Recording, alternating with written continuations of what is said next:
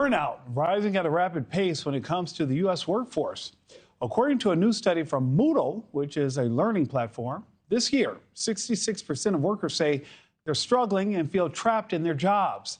This is double the amount of people who say they are experiencing high levels of stress in a report last year. I want to bring in Dr. Jessica Kriegel, of the Chief Scientist of Workplace Culture for Culture Partners. Dr. Kriegel, thank you so much for joining us this morning. Thanks for having me. Why do you think burnout is rapidly increasing among Americans? What's happening in the workplace? What's happening is we've collectively fallen into the action trap. The action trap is this idea that because results come from actions, all I have to do is more action in order to get better results. And we do this at a personal level. We do this at a managerial level. Leaders are doing this. They're micromanaging people, telling them what to do. And we believe that if we just work harder, push a little more, we can be more productive, get more growth, grow in our career.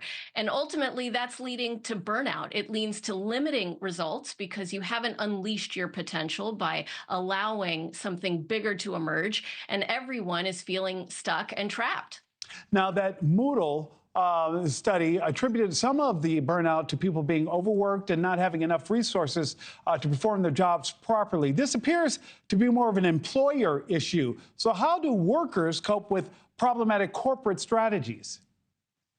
Yeah, well, what's happening is people feeling stuck in their jobs or like they're not getting enough resources. That's not new. And that's not necessarily because employers have taken a different strategy. That's the way that people have felt since the beginning of jobs. We feel stuck. We feel like we don't have enough. Again, it's about the people, not necessarily the structure. So in order to get out of the action trap, in order to do a different way, you have to, this might be surprising, you have to surrender.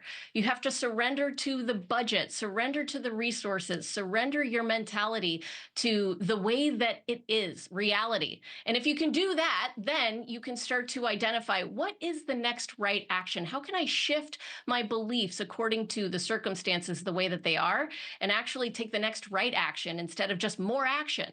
Dr. Kriegel, is it possible to, like you say, dial it back and do this without becoming disinterested?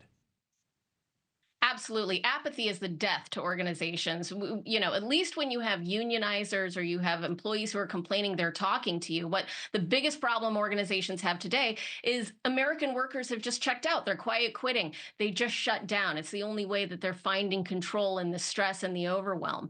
And so what you can do is you can identify, to get out of the action trap, ask yourself, what beliefs do we need to hold in order to take the right action that will get us results? And if you focus on belief creating and shift your mentality from the action trap to surrender, then suddenly you're able to unleash results you never thought possible. I love that. Dr. Kriegel, before I let you go, the study also says a lot of younger employees are being impacted by burnout and, quote, the threat of AI is triggering significant fear about their relevance at the workplace.